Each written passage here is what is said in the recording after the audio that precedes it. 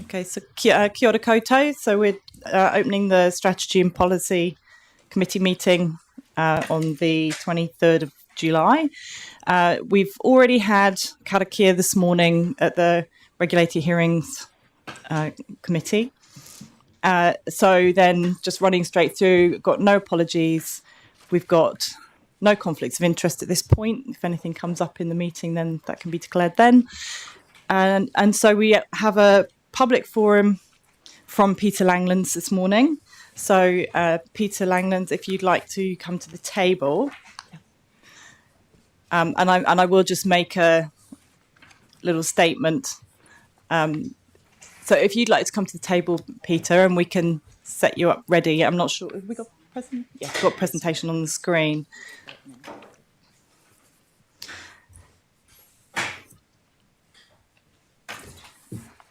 So I'll just read out. So this is in relation to the fact that we're now into sort of pre-election time, and so just to remind you, Peter, and this would be true of any presenters that come to council at this time, that it's great to have you come. Really keen to see your presentation. It's really important that people like you do bring your thoughts and information and so on to us, but it's not an opportunity to for any electioneering at this point. So just to make sure that it's really clear that you stay within the sort of topic and not talking to candidacy or anything that might be give the sense of it being an election campaigning piece. So just to be careful of that. That's true for all the councillors around the table as well. And so this is consistent with the pre-election communications policy, which we adopted in this council on the 25th of June of this year. So if you'd like to start, we'll have 10 minutes. And within that 10 minutes, any time after you've spoken, we will have for questions. So kia ora, thank you.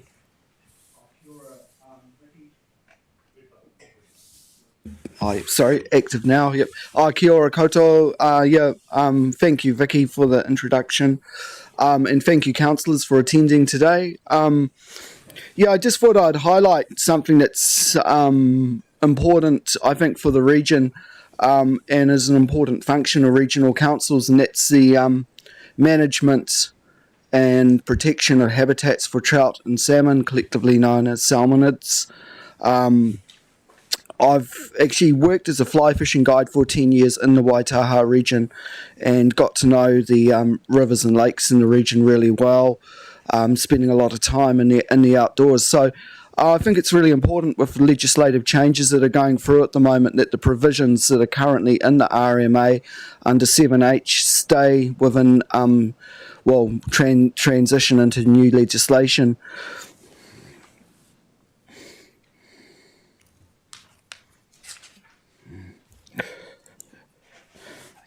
Yeah, so trout fishing is... Oh, sorry, I'll just move this back a bit. Trout fishing is economically significant in Aotearoa or New Zealand. Contributes to the economy. It's estimated, actually, that the trout fishing industry in New Zealand, which is recreationally based, is actually got a value of about $1 billion. And that's the... tourism side and also the domestic recreational side. Also has massive health benefits for people, especially with their mental health, and we've had some strong advocacy on that from people like Linda Top with Fish and Game and their rebranding of or their rewilding campaign to promote trout fishing in New Zealand and just to get more people active in the sport within the region.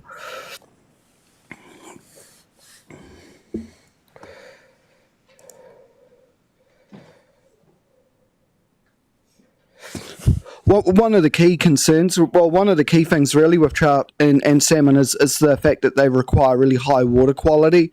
So they really are sort of the canary in the coal mine, as it were, and I guess they're an introduced species as well. So, just a really good indicator of freshwater quality, it's really just one of the key things that I'm concerned about with appear to be rapid changes in freshwater quality and especially in lowland Canterbury, which appears to have impacted on trout.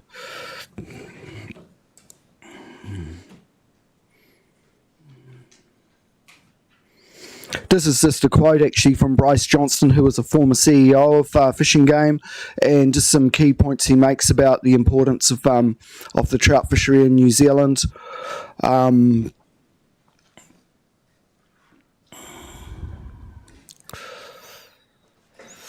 So yeah, it's really just the fact that if we've got healthy trout populations in rivers, it basically means that we've got a functioning ecosystem. Because the prey species will be there for the trout, and it also means that we've got really high water quality. And I guess 13 years ago it was seen the provision for keeping the Section 7H in the resource management was seen as being quite pivotal. So it's not a new thing really. And yeah, here's all the detail. Actually, it's probably quite a bit to go through, but those are just all the sort of responsibilities currently that regional councils have under Section 7H. This graph here just shows some counts that I've done of brown trout in the Hawthorne River along a 3-kilometre section of the river at Taitapu, and just shows sort of the decline of trout numbers over the last 20 years when I've done counts in November, which is early in the fishing season.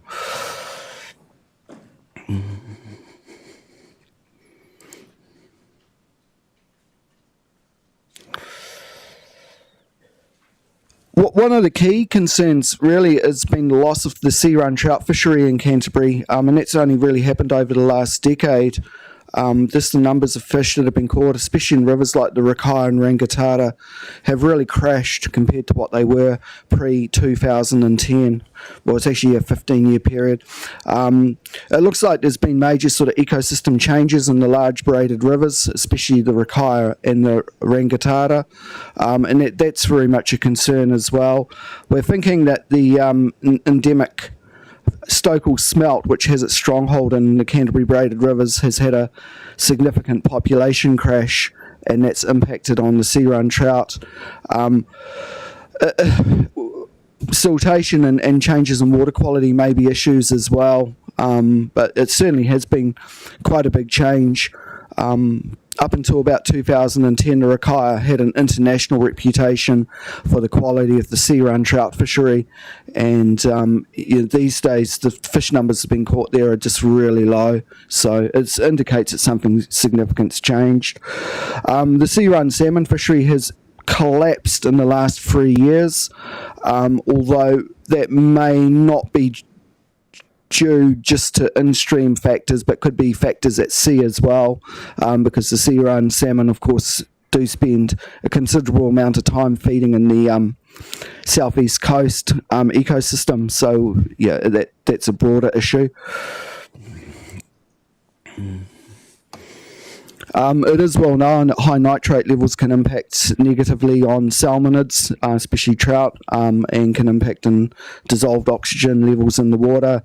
And I suspect that high nitrate levels may be a factor involved in the decline in trout numbers in lowland Canterbury.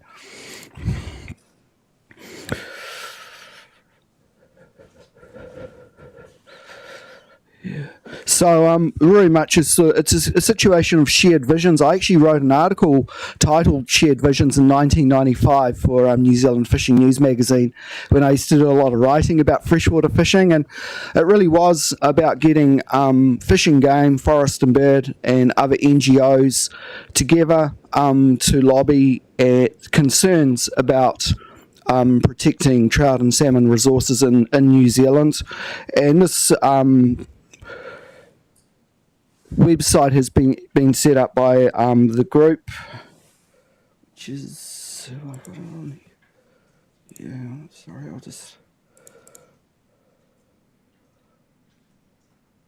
Yeah, so it's the Why Good policy. So yeah, that's a collective group that was set up in 2020, and that's actually a link, that top line. So if you click on that, it goes to the website, and that's basically just about the shared visions in protecting the trout fishery and ecosystem values.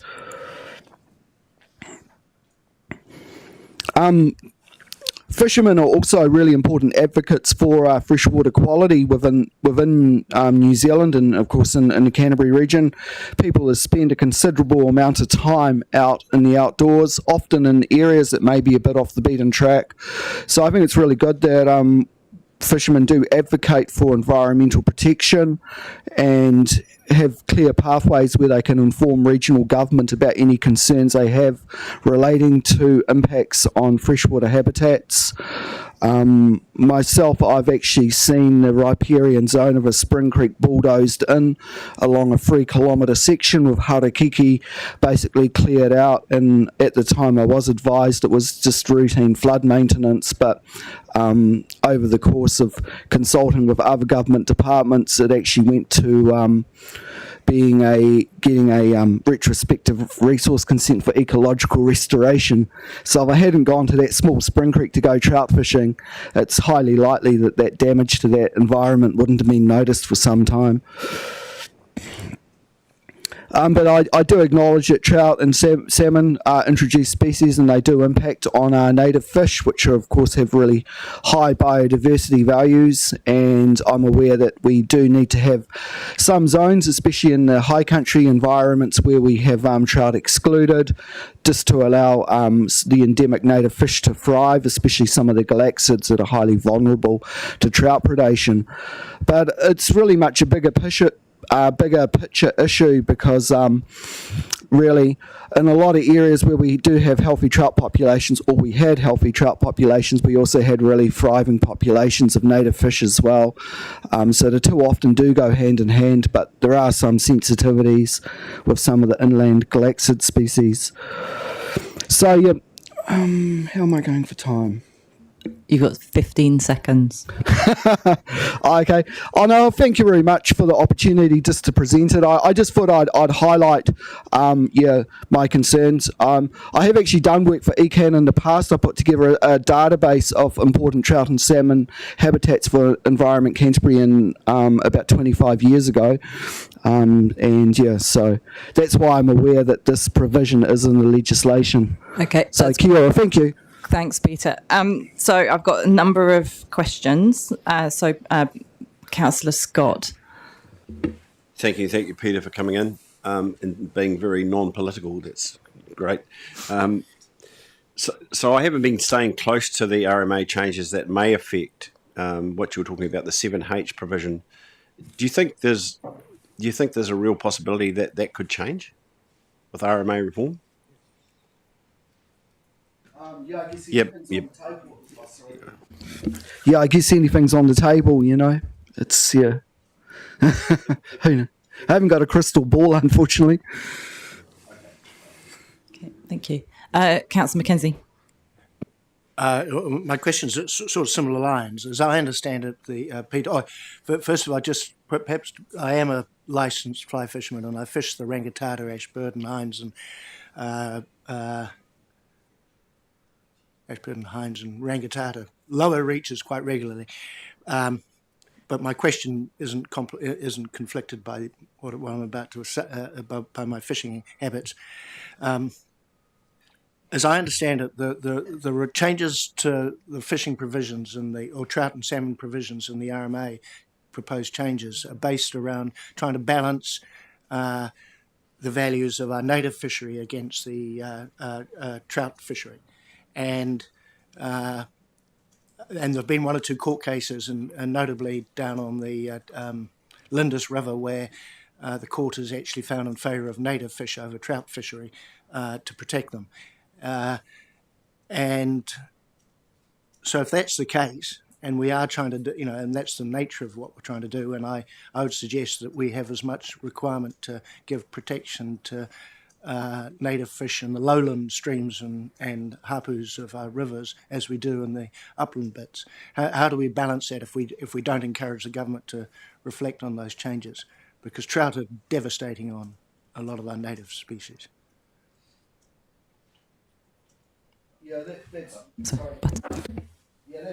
Right.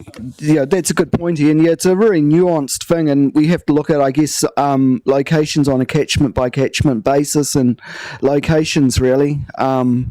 So yeah, it does really require more research as well into the freshwater environment. But in a lot of areas, to be honest, having healthy trout populations and native fish populations, the two have sort of coexisted for a very long period of time. And yeah, generally where we've got thriving populations, as say native smelt will have good numbers of trout, and the same with gobomorphous bullies as well. We have actually interestingly noticed a crash in the gobomorphous bully population in Te Waihora in the last 20 years, and I've talked to Julian Sykes about this. Maybe we're getting some surveys done, but we've just got anecdotal information at present, but it does look like the bully population in Te Waihora has crashed alongside with the trout population. The trout fishery in Te Waihora is just a ghostly shadow of what it used to be, which is really unfortunate. And I think one of the key things is we've got to be really focused on having good, productive trout fisheries close to the city, because there's a huge amount of recreational interest in it. And with the growing population as well, for having productive lowland trout fisheries, even if they're in artificial environments, is really important, because there's just so much interest out there in fishing. My brother's just done 4 educational courses in Selwyn District Library, and all 4 of them were booked out with people wanting to learn about fly fishing. So yeah, it's an interesting one. Thank you. Councillor Burns? Kia ora, thanks, Chair. Thanks, Peter, too. Look, I just want to really, I suppose it's going to be asking anecdotally. So for many decades, you've been involved with both wildlife photography and reporting and etc. And as an angler, as a keen enthusiast, do you believe there's any correlation over those decades with the increase of dairying in those lowland and the impact upon the lowland river streams? And have you got any concerns with the fact that there's likely to be another 15,000 cows added to the Canterbury herd, which may impact those lowland streams? Kia ora. That seems like a reasonable question to me. Yeah, well, there is a really strong correlation with the timing. I mean, correlation doesn't necessarily mean causation, but the time period does really correlate. I really hope I'll talk to Fish and Game to see what sort of hard data is available on the decline of trout in lowland fisheries. I'm just making it as a general observational thing, but the numbers of fish that I'm seeing are just a fraction of what I used to see. And certainly the sea run fishery the timing has really is highly correlated to agricultural intensification. Thank you. Now I've got. Could I just say thank you, and I'm sure I and many would probably appreciate that stuff if you can get it from Fish and Game. Kia ora. Thanks. Councillor Robinson. No, thanks for this, Peter. A lot of your comments regarding the Stockel smelt has been identified by others in the same, in the freshwater fishery. So yeah, I have noted that too, and even looking back at some of the NIWA reports and freshwater fisheries reports with the Ministry of Agriculture and Fishery, the Fisheries Division back in the day in 87, they identified similar things, and that was using data from very well kept information from the combined collective of fishery, freshwater fisheries. So there's a lot of information there, and it's still kept.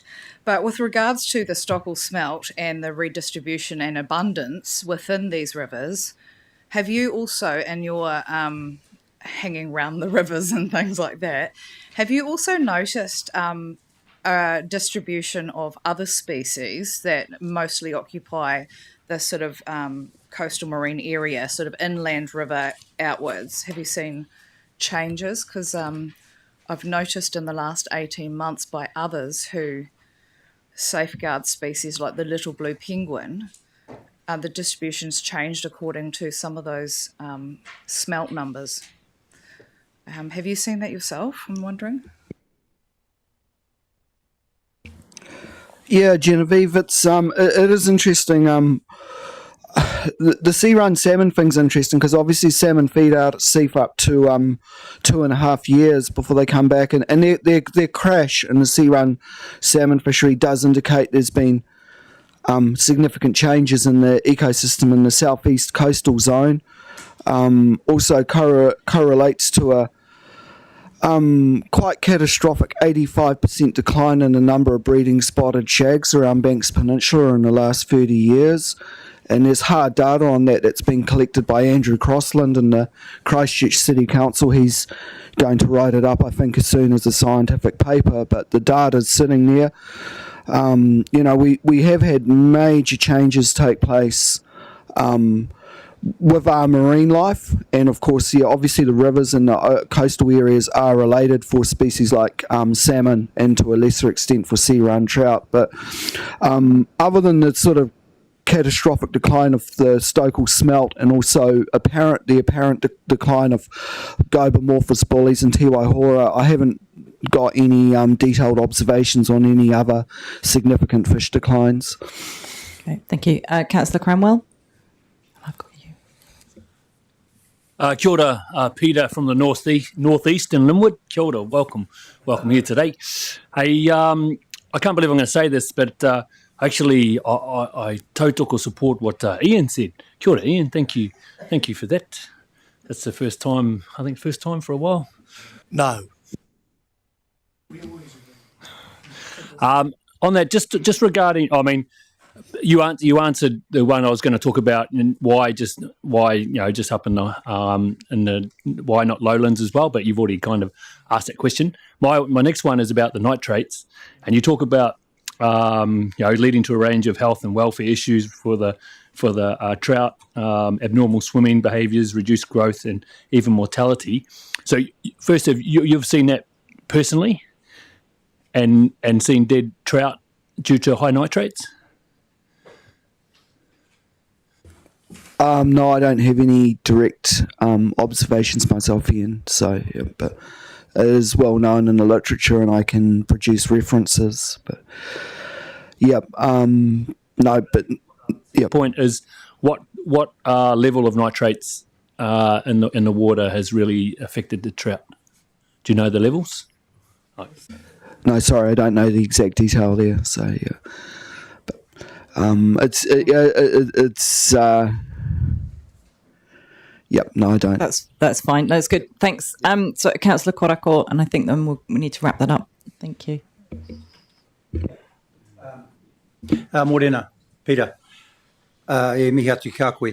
Hey, thank you for your presentation. I'm always sort of interested in, because in part of this presentation here, you talk about a collective or shared vision. What I don't see in here is that you're aware obviously of the Te Rōpū Roia 2-year agreement, the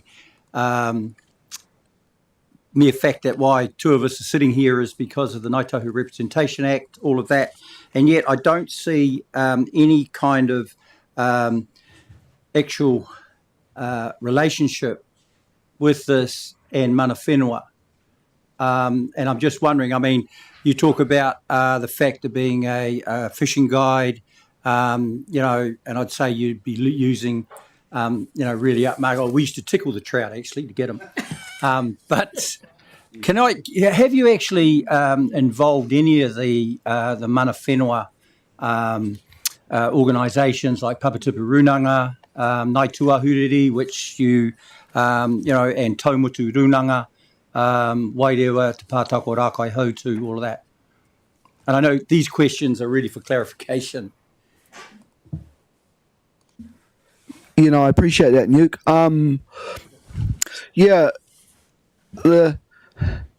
It's a tricky one I think it would be good to have some good linkages between Ngāi Tahu and Fish and Game with the trout resource to work again with, I guess, that concept of shared vision. So it's very much a close relationship between the Department of Conservation and iwi in the Central North Island, with the management and involvement with the fisheries up there. And I think up there to iwi, the trout fishery is seen as far more important as a source of mahinga kai. It's an interesting one. In Canterbury, we do need to sort of work together on it. I actually have worked a lot with who. So I've worked a lot not with Ngāi Tahu locally, actually, with my work on the Kotaka, or the Australasian Bittern. But yeah, no, I do acknowledge that there is an omission there that I've made with my presentation today, and I am really keen. If you can suggest any avenues or channels that I can engage with iwi locally, I'd be really happy to follow up on those. Yep, Ngāi Tuahuri. The one and only. Te pātawhi tō te kōhaka kai o waro no maru o mau ka tere mau ka whakaruru au Ngāi Tuahuri. Kia ora. Okay, thank you. Thanks. Thank you for your presentation, Peter, and obviously attracted a lot of good questions. So thank you for that, and well answered. So we've just put a recommendation up on the screen. So we'll just So got Councillor Burns would like to move this, and Councillor Robinson to second. So this is just receiving your public forum, and that we will send a response to you in time. So thank you very much for that, and you may leave the table. Thank you, Peter. Kia ora. Yeah, kia ora, Vicky and councillors. Thank you very much for the opportunity.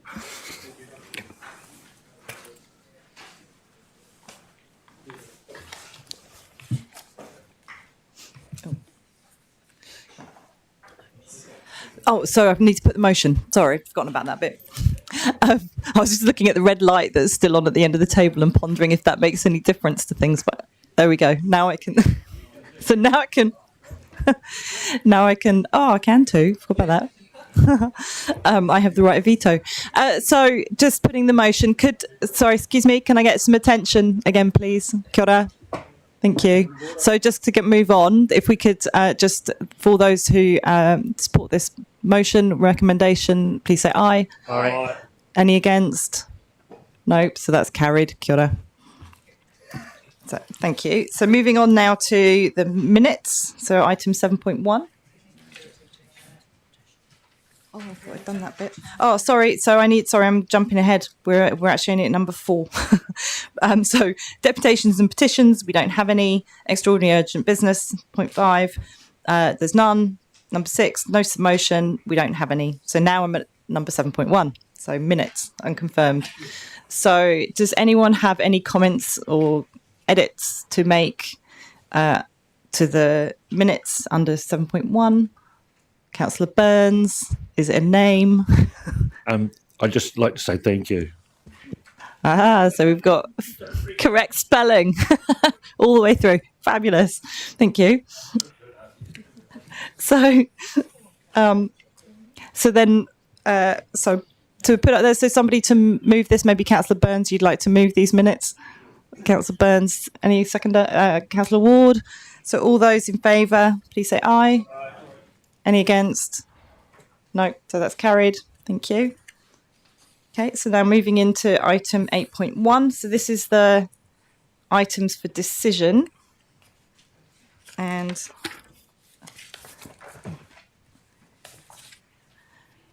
so we'll invite, here we go, Olivia to come up. So Olivia is our Principal Strategy Advisor, who's going to introduce this report, which is a submission on resource management national direction amendments. So big topic, lots of reading you will have done, Olivia. And so this is our submission that we're intending to put forward, and councillors' opportunity to speak to it. But Olivia will present first. So away you go. Thanks, Olivia. Kia ora koutou, councillors. So today we are seeking endorsement from the Strategy and Policy Committee to endorse a draft submission on the National Direction Package. Councillors will be aware that this is significant for Canterbury and its communities because it affects our planning, consenting and regulatory functions. These proposals cover freshwater, infrastructure and the primary sector. And there's just 2 points I'd want to raise before we come to the paper itself. One is just acknowledging Minister Bishop's announcements around the plan change pause, and you'll receive a briefing on that, the implications of that tomorrow. But in the context of these proposals, the key thing to note is that if these changes go through, that will mean that the amended national direction will have more of an immediate impact on consenting rather than planning. And then the second point to note is Te Uru Kahika, so that's the collective of 16 regional and unitary authorities, is also preparing a submission on this. We are working as a cross-regional government entity to prepare a submission, and that'll focus on common areas of agreement between councils, and we should be able to distribute a copy of that draft submission probably towards the end of the week. And I think just in terms of this submission, we've had a process where we've done 2 briefings with councillors plus 2 opportunities for written feedback, and we just really want to thank councillors for all the feedback they've provided. It's been very helpful for formulating up the draft submission. And I think at paragraph 12 we have a summary of sort of the key points from the major topics in the submission. It doesn't cover everything, but that gives a general flavour of the points raised. And we've also tried to acknowledge sort of this council's expertise, particularly around a number of these areas. We've been working very closely with the government on RM changes generally, and some of the value and expertise that regional government brings. So I think that's all I really wanted to say as introduction. That's great, thank you. So Councillor Sunkel, so points of clarification, questions of clarification. Just to say I am happy with what you have come up with and the direction is good, and no further conversation from me, so thank you for the work. Councillor Burns. Kia ora, thanks, Chair. Yeah, I too, I think very good. I do have a question, given there's a very current issue around commercial forestry.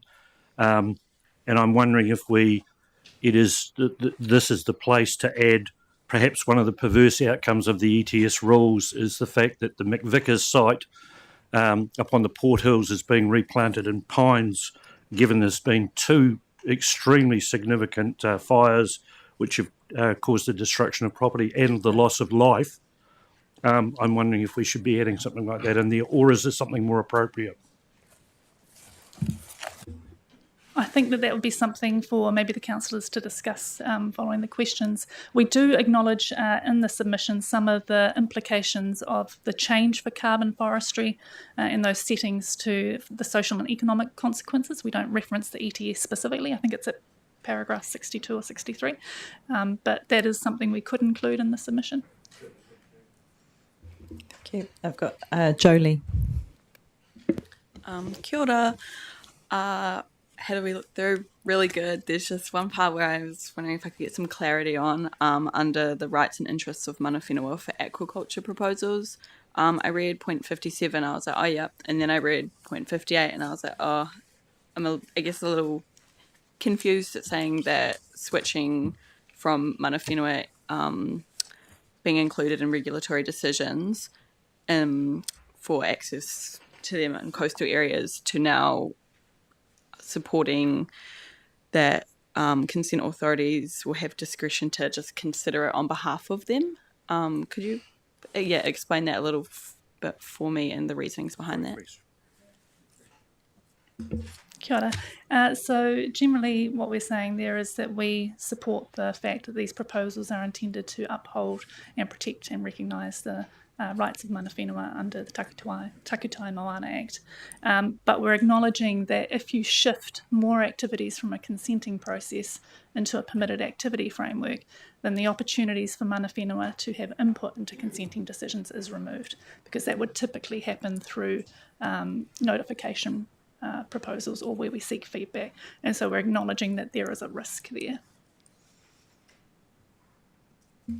Yeah, I just think it's quite loose language, and I think it I think it's like quite a huge statement to make. It seems like quite a step backwards, in my opinion. Yeah, that's it. Okay, thank you. And just to say, I mean, we will after this, Jolie. Were you? I think you were with our. Yeah, you were. You guys were in our pre-meeting, so we'll have the opportunity to discuss in the debate parts if you've got some ideas about something, the reframing, if you want to have a think about that. So then I've got Councillor Swiggs. Thank you so much for this submission. Really good submission. 130 odd points, which is quite a lot. I had two questions. One was around the commercial forestry as well. I was wondering if there was any other levers that we could pull, especially around the Regulation 6, that we could do outside of the submission process that could help with the issue that was brought up before, and also around district planning, because that's where the rubber hits the road in this space. And the other question I had was around the quarrying activities part, which is really great. And given the submissions and given half this agenda is a lot of that Davina Powell submission or presentation that she gave to us. One of the things I wanted to ask around that was, are there any other ways to provide or think about setbacks around health impacts of anthropogenic, I think I got the word right this time, activities that aren't necessarily covered under what you're putting in this submission? I might come to the second question first. I think that will depend on whether the government goes further and decides to actually develop national environmental standards to address sort of setbacks and quarrying. We haven't had anything around that currently. And so without that, it then falls to regional councils to develop their own regionally specific setbacks. Having said that, we do know that this is a package of proposals for the now, but we expect possibly some further change to come, so we might see something additional around that. And then on the matter of the commercial forestry, we do have some provisions in the rest of the NES for commercial forestry, which allows us to have more stringent rules in place to protect things like outstanding landscapes, to give effect to NZCPS policies, or to protect drinking water supplies, but they don't address the fire risk. And so there's few controls available at the moment that we can directly link to national direction. Yeah. So just on that, there's nothing else that we can put in the submission that would allow or give us, in those bespoke kind of situations, I just use that word, to enable us to have better controls, especially where there's, and both of these issues are reverse sensitivity issues. So is there maybe something we can consider that enables us to have better control of reverse sensitivities? We have asked for a specific clause to be added to the NES to provide for that, and I think that that's probably the most effective, yeah. Okay. Sorry, Councillor Burns, can I just check, was your question in relation to this? Okay, so would you like to ask that now? Yeah, please. Is it something that might be picked up in January if there's ever going to be a regional policy statement, which is potentially unlikely? I know. Yeah, okay. Well, that worked well, didn't it? I think I've got Councillor Mackenzie and then Councillor Scott. You are on my list. I can see you champing at the bit. So I'll ask a couple of questions, if I may, and then I might reserve the right to further cross-examine you, if I may. And it really, and my question crosses over with the infrastructure submission as well, the main part does. And so in point 31, you talk about a significant portion of New Zealand's infrastructure is ageing, sited in inappropriate locations, or of a design that would fail to meet community aspirations. Can you give examples of that? Because that is sending a very scary message to people who have invested in infrastructure. Thank you. Specifically, I was referring to the infrastructure that's at risk of coastal hazard exposure. So Canterbury has about $1 billion worth of infrastructure that's at risk from coastal hazards. And pipelines, infrastructure, roads and bridges, and it's that I'm raising the risk around if we have these settings in the infrastructure provisions that sort of don't recognise that that's, yeah. No, thank you. That's a good explanation. But I would suggest that needs to be specifically referred to, because it infers from the way it's written, without being specific about what you're referring to, that it might refer to, this council has designs on stuff that some people might consider inappropriate, such as a dam in a river, for example, or even weirs or bridges in inappropriate places where they're not at risk of climate change or anything else. So I think that's important. I guess my concern is that this government is trying to take out red tape and regulatory blockages within infrastructure investment. And in the infrastructure investment, you talk about consenting costs may be up to 16%. Well, I know of examples where they could be significantly higher than 16%, and so and then we combine that with short-term consent durations. You've actually got consent costs, or the regulatory pathway blockages, which might be costing 30 or 40% of the cost of the project. And I think we need to, I would like to think that we could better reflect on how we have a responsibility to actually think about how we can make these pathways easier and less expensive for certainly essential infrastructure, and also for a lot of other infrastructure that the community might want to invest in. And I don't see that in the nature of the submission. And then if I can just make a question, just ask a question about the stock exclusion regulations around wetlands. And you're arguing that the rules around extensive cattle and deer from wetlands, that excluding them should be retained, when QE2 Trust, who administers a lot of protected wetlands, argued strongly that actually a little bit of light cattle grazing at appropriate times of the year should be enabled. So I just wonder why we are still pushing a very hard line on that, when in fact some of the best information we've got is that actually a little bit of appropriate cattle grazing under a degree of is good for the wetland rather than bad for the wetland. Kia ora, thank you. So I think that's the paragraph at 91 where we talk about extensive bearing cattle to be excluded from wetlands that support threatened freshwater species. And that's really reflective of what some of the sub-region rules in our land and water plan require. So if there's a threatened species there in that wetland, that those cattle should be excluded. And those are some of the specific sub-region requirements. So it's trying to align with that reflection of that current planning provision. As I understood it, the exclusion of cattle from wetlands was specifically forced on this region when the central government changed the rules, and then they tried to change them back again as a result of the wetlands project that this council and Landcare Trust ran in conjunction, where we identified that was a weakness in central government's direction, but then we've firmed on our position rather than move with central government direction here. I might be able to clarify, we do have some provisions in the land and water plan that relate to the exclusion of farmed cattle and deer generally from critical habitats of indigenous species, and that's effectively sort of a correlation with threatened species, and that's what the plan provisions require. Thank you. So, Councillor Scott. Thank you, Olivia, and as always, well done with this. Wrangling a whole lot of people and a whole lot of ideas to get them into a good position for us as a regional council, so thank you for your work on that.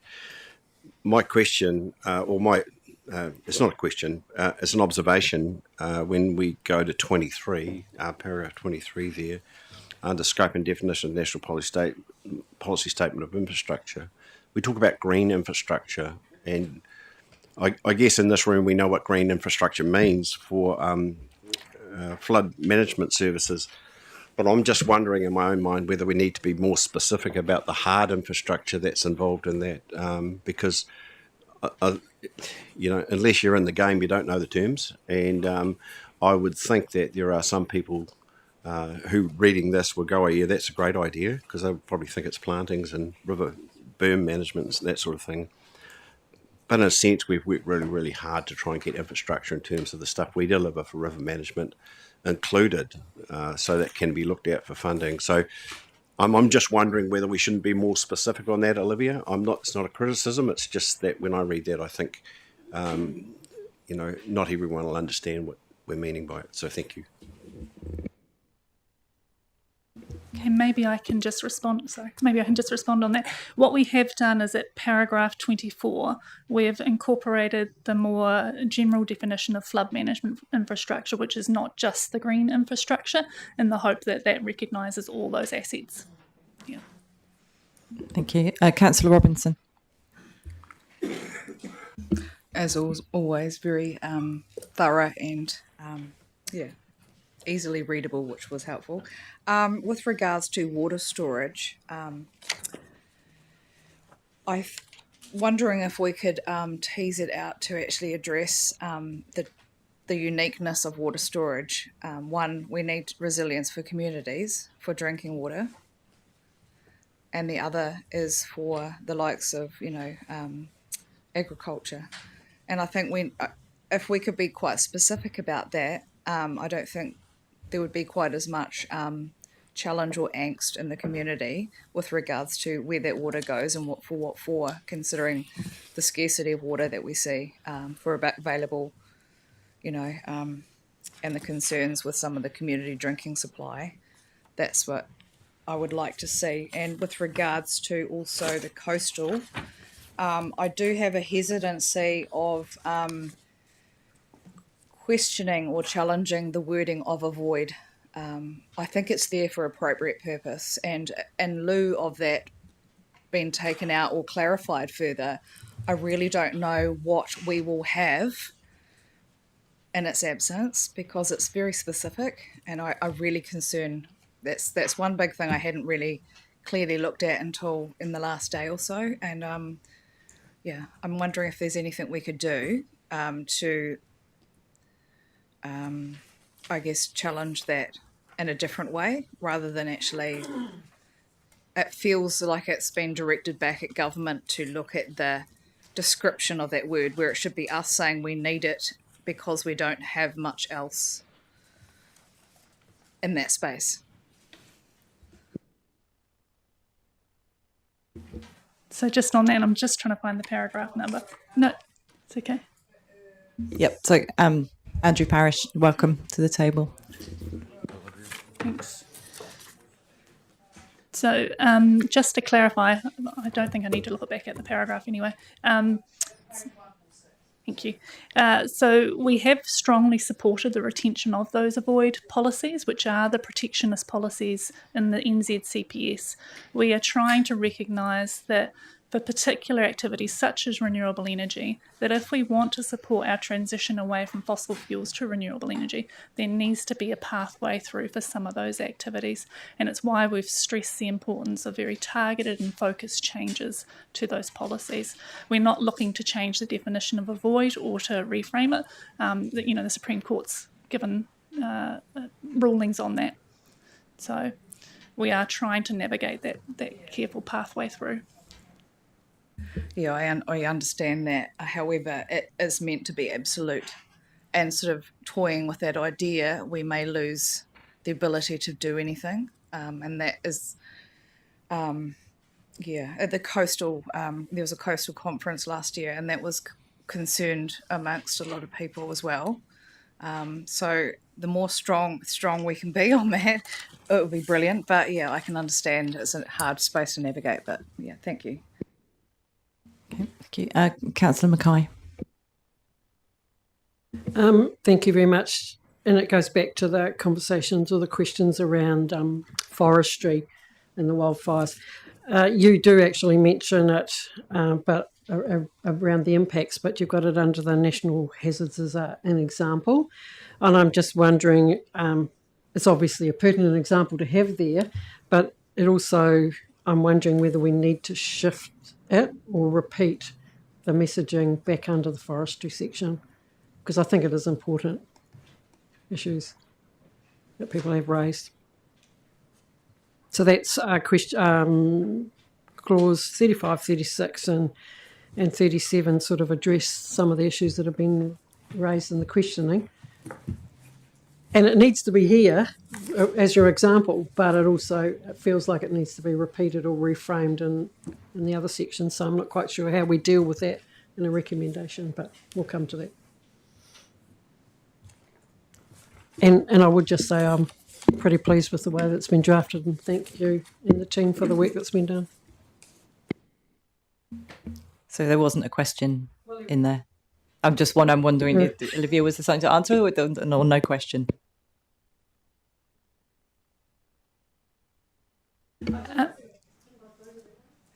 So sorry, I might not have responded. We could make like a very small targeted amendment, just thinking about how best to do that, to say, we refer back to our examples at these paragraphs around these issues, just so we're not kind of repeating the content. Yeah. Thank you. I've got Councillor Edge. Thanks, thanks, Chair. Thanks, Olivia. It's a really good submission, and I'll have some comments to make in discussion. Just two queries for clarification, really, in response to some issues that have been raised in yesterday, actually. Commentary in the press about the increase or projected increase of cow numbers within Canterbury up to 18,000. And there was a comment about when deciding on consents, ECAN can only, this is a comment from Tim Davies, our Science Director, can only consider the local effects of the effluent disposal and not the broader environmental impact of increasing cow numbers in the wider catchment. So I'm just, in terms of the definition of local effects versus the wider catchment, and is this something that we should be referring to in terms of the protection, if you like, of the environment, a bit more of describing, and I'm kind of referring in my mind back to the spatial planning section of the advisory panel, in terms of spatial planning can be regional scale, different scales, and do you have an opinion of what the definition would be between a local effect and a catchment effect? Is the catchment effect meaning our old zone, whole of zone kind of stuff, as opposed to subcatchments, which are more specific? So when I think catchment effects, I tend to think either at a subcatchment or possibly even at a freshwater management unit scale. What I would say is that I think Dr. Davies' comments are in the context of the fact that we have a planning system that is set up where we have consents that are issued to irrigation schemes, and that they manage the diffuse discharge of nutrients. And so I think he is reflecting on the fact that that system just means that that irrigation scheme already has a consent. Those effects were considered at the time that consent was granted, and it's now simply that our discretion to consider any impacts of a change in land use is constrained because we're only looking at the effluent discharge. Yeah. Just a second question, really related to our deputation this morning about 7H. Don't know too much about how it fits in with things, but given the concern about the trout salmon resource in terms of recreation, and I'm thinking here of the economy, those sorts of things. I know, for example, in Silverstream and Waimakariri, the salmon smolt operation had to move out because of decreased oxygen and pollution of high nitrates within that stream. And that was a $50 million operation for Waimakariri. So there are some economic issues here. So as well as the recreation stuff. So it's really just consideration. You can make a call as to whether or not some specific clause could be inputted into this submission on the freshwater section about the retention of 7H, if in your mind that's something that would be important. Thank you. What I would, and I was listening to the discussion earlier and thinking about that in the context of this submission, what I would note is that the National Policy Statement allows us to consider both compulsory and other values. Fisheries is a value that can be considered and addressed through plans. So that mechanism is still there and would be available under this the option that we're supporting through the submission. Councillor East. Thank you. Just following up a little on some of the points Councillor Mackenzie raised earlier, and it's more a question of process for the organisation rather than the actual submission, which incidentally I felt was very good. But we get a variety of submissions come across our table, and sometimes they, because of an extreme timeline, they're even dealt with before they get to this meeting here, and they're sort of approved in retrospect. My concern, I suppose, is that in many instances we are sending a submission off to, generally to Wellington, that conveys the impression that ECAN was totally in support of this particular submission, where in fact there may be aspects of the submission which individuals disagree with, or they may disagree with the whole submission anyway. But we do not seem to have any provision at the moment in our submission that noting that the submission is sent with the full support of ECAN councillors, or it was a majority, or people were opposed to a particular point in the submission. So I would just like to make that and put that out there for consideration around ourselves. Councillor East, just to say that we will actually be voting on this submission shortly, and so that will give you the opportunity, if you're not satisfied with it, to have that recorded against your vote. But ultimately our council has to put forward a submission that is broadly supported by the majority of councillors. And we have worked to try to make sure that it is a degree of compromise. I suspect there are others of us around the table who feel it perhaps doesn't go far enough in advocating for maintaining stronger regulations and like for fresh water, for example. So, I mean, it is a compromise, and council always is. And I think you've been around a council table long enough to understand that process. Anyway, thank you. Olivia, do you have another question on a different topic? Point taken, but I still would say that the submission, when it's sent, does not particularly reflect the full feeling around the table. Chair Pauling? We don't know that yet, so we'll see what happens in the debate. But that's what I would suggest the debate is for, what the live stream is for, what the minutes are for. So that's all there for that to be plainly put to people. I mean, yeah, in submissions we don't go into detail because, to be honest, I don't think the government actually wants to hear that. So we have to stick to the points that are really important in our submission, especially when we're heard. So, yeah, but the detail was here at council on the live stream and the minutes, and that's your chance to say that in the debate.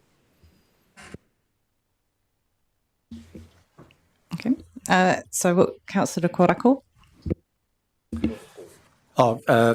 E mihi atu ka koe te tiamana.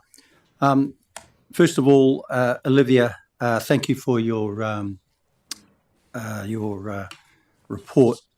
And one thing that I'm definitely about is that I don't think we advocate enough, actually, for a number of these things as part of this submission. But Olivia, over the last 2 3/4 years, I've continually been impressed with the work that you've done as our principal strategy advisor. Thank you for that. I want to just turn to point number 25. and I'm going to, obviously, in the next part of this corridor around the National Environment Statement for Papakainga housing, but I want to actually just concentrate here because to me we're putting all our eggs in one basket, actually just talking about Papakainga, where it's actually quite important around Papakainga around infrastructure. And so my question is, why do we just need to be very general in that question, in that point number 25? Because in the point number 25, the council also supports the proposal to include a definition of infrastructure supporting activities.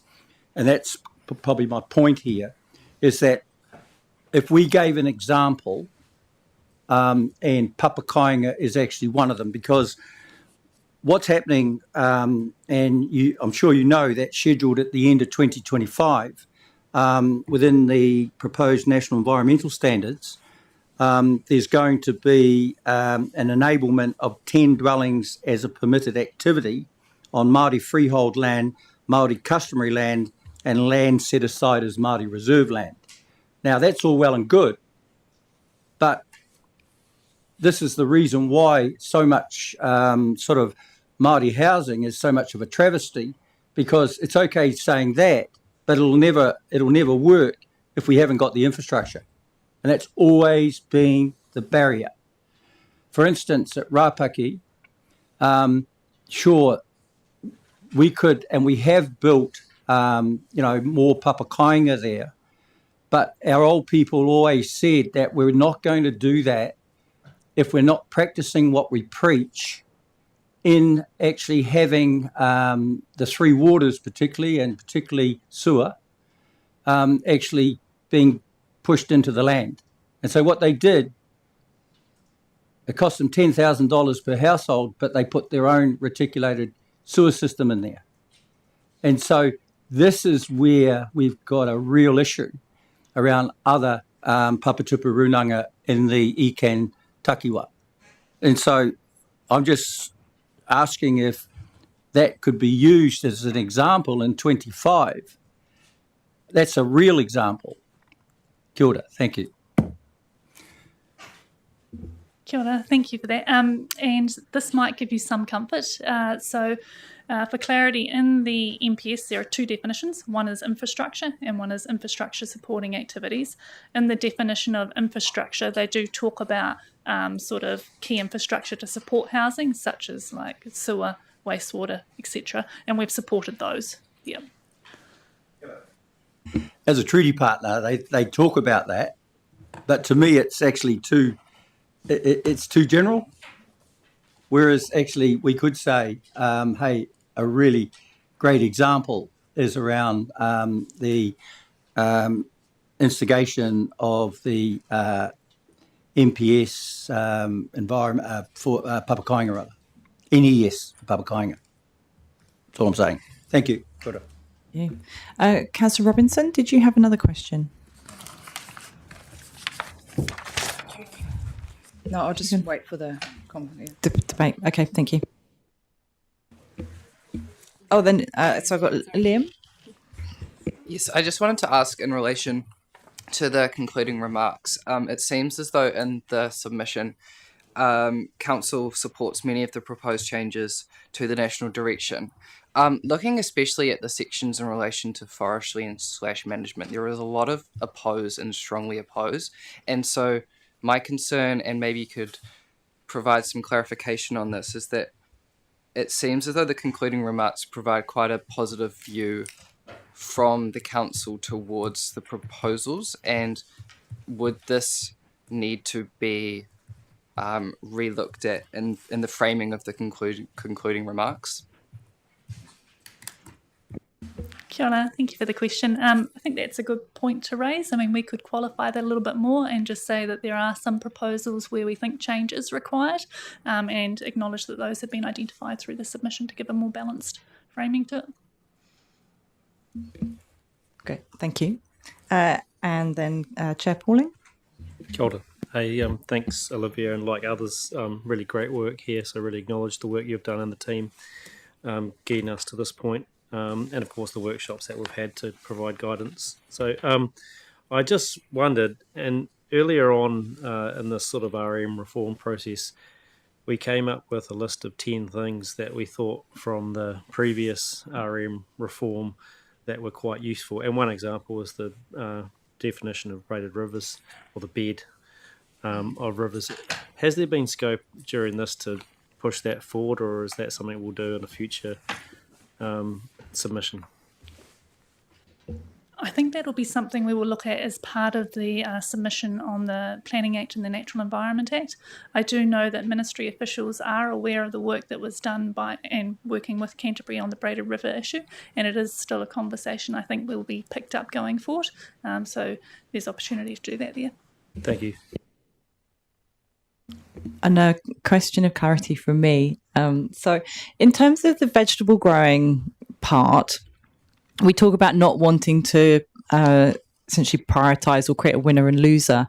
But given that that section is specifically relating to food security, is there not some background information to this? It's essentially that fruit and vegetables, fresh fruit and vegetables for local communities are actually something that is at risk, particularly if, for example, supply chains were being cut off. You know, if there's some of these significant overseas impacts, for example, then is there not that, you know, everything isn't equal in a food, in a, you know, dietary requirements and meeting the needs of populations. And we know that fruit and vegetables, for example, are inordinately expensive for many people, and that has nutritional impacts.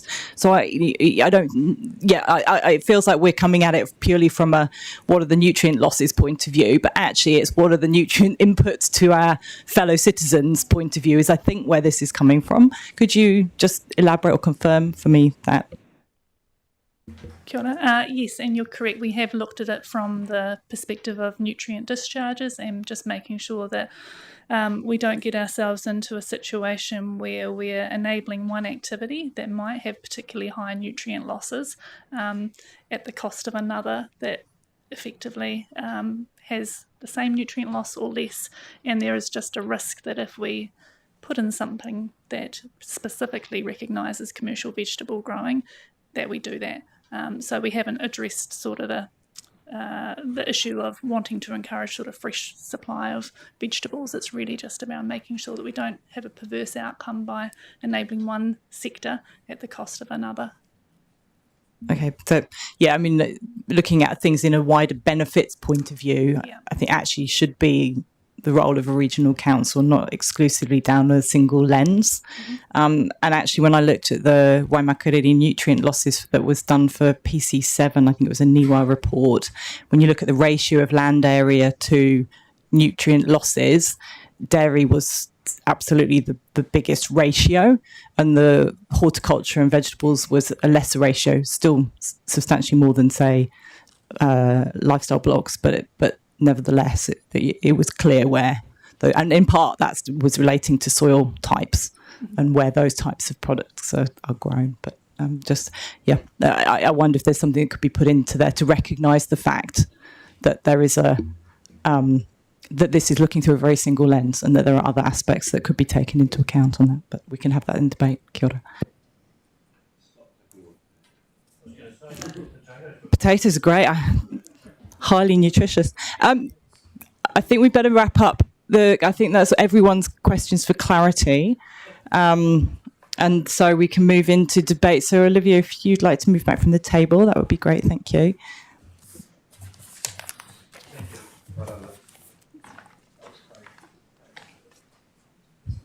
And all very well answered as ever. It was impressive how you can answer all these questions off the top of your head.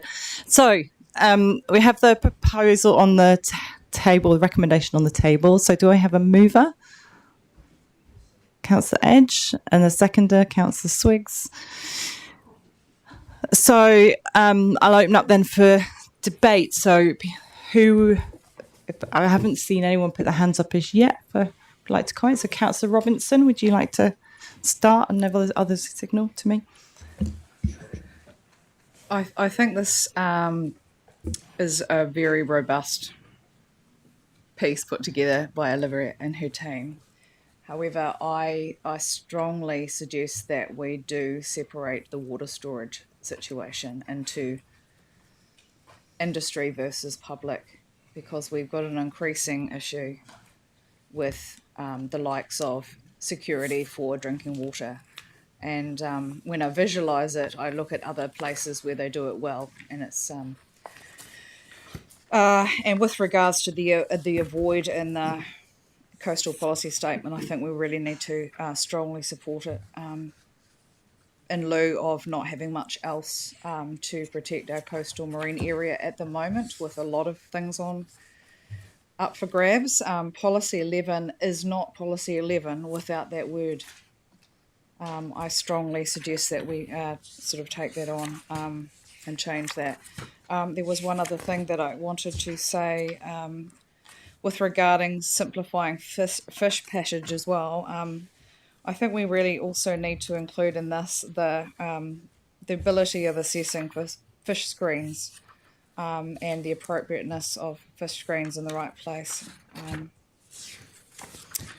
And the final thing I've got to say is that I personally think that we are looking at land use in the wrong order. I think if we look at water use and availability and then see if that's available before we actually consider the appropriate use for land, I think we'd have a lot of issues remedied with just the change in how we assess things. And so other than that, I think it's an excellent submission. But in the absence of a coastal update, which we're getting tomorrow, I feel that I'm not sure about putting my opinion forward and agreement to this before that. So it feels very out of order for me. And I'm wondering if it's an option to park it until after that. But and I don't mean weeks down the track, I mean a day later, that's all. But that's me.